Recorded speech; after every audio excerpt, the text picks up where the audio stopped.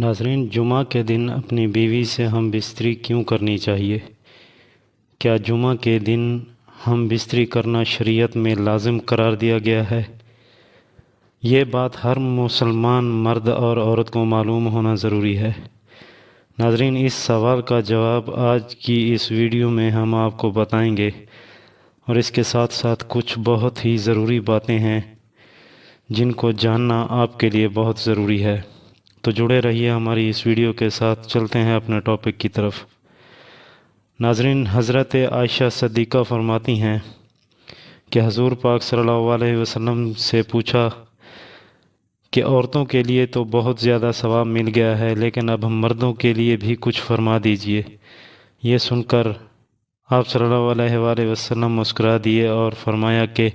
کوئی مرد اگر اپنی بیوی کا ہاتھ پیار سے پکڑتا ہے تو اس کے لیے ایک نیکی لکھ دی جاتی ہے، اور جب کوئی مرد اپنی بیوی کے گلے میں ہاتھ رکھتا ہے تو اس کے اعمال میں 10 نیکیاں لکھ دی جاتی ہیں، اور جب کوئی مرد اپنی بیوی سے جمع کرتا ہے تو دنیا معافی سے افضل ہو جاتا ہے، اور جب غسل کرتا ہے تو جس بال سے پانی گرتا ہے اس بال کے بدلے ایک نیکی لکھی جاتی ہے اور ایک گناہ مٹا دیا جاتا ہے، اور اس کا ایک درجہ بلند کر دیا جاتا ہے۔ بے شک اللہ تعالیٰ اس پر فخر کرتا ہے اور فرشتوں سے کہتا ہے کہ دیکھو میرے اس بندے کو جو اتنی سرد رات میں غسل جنابت کے لیے اٹھا، اور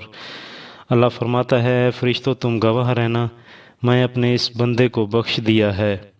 اب یہ سوال آتا ہے کہ جمعے کے دن کیا ہم بستری یا جمع کرنا کی فضیلت کیا ہے؟ حضور محمد صلی اللہ علیہ وآلہ وسلم فرماتے ہیں کہ جس شخص نے جمعہ کے دن جنابت کی اور غسل کیا اور پھر سنت ادا کر کے مسجد میں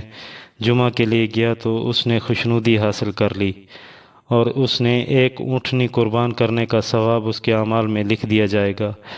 اور اگر کوئی دوسری فرست میں مسجد میں جاتا ہے تو سمجھیں ایک بیل کی قربانی ادا کر دی،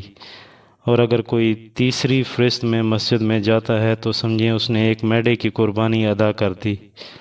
اور اسی طرح اگر کوئی چوتھی فرست میں مسجد میں جاتا ہے تو اس نے ایک مرغی قربانی دی، اور اسی طرح اگر کوئی 5ویں فرست میں مسجد میں جاتا ہے تو وہ سمجھیں کہ اس نے ایک انڈے کی قربانی دے دی۔ لہٰذا کوئی شخص جمع یا ہم بستری کرنے کی طاقت رکھتا ہے تو وہ جمعہ کے دن لازم ہم بستری اور جنابت کرے۔ اگر کوئی بندہ ہم بستری یا جنابت کی طاقت نہیں رکھتا تو اللہ پاک اپنے بندوں پر ان سے زیادہ بوجھ نہیں ڈالتا۔ دعا ہے کہ اللہ پاک ہمیں شریعت کے مطابق زندگی گزارنے کا عمل اور توفیق عطا فرمائے۔ اللہ پاک ہم سب کا حامی و ناصر ہو۔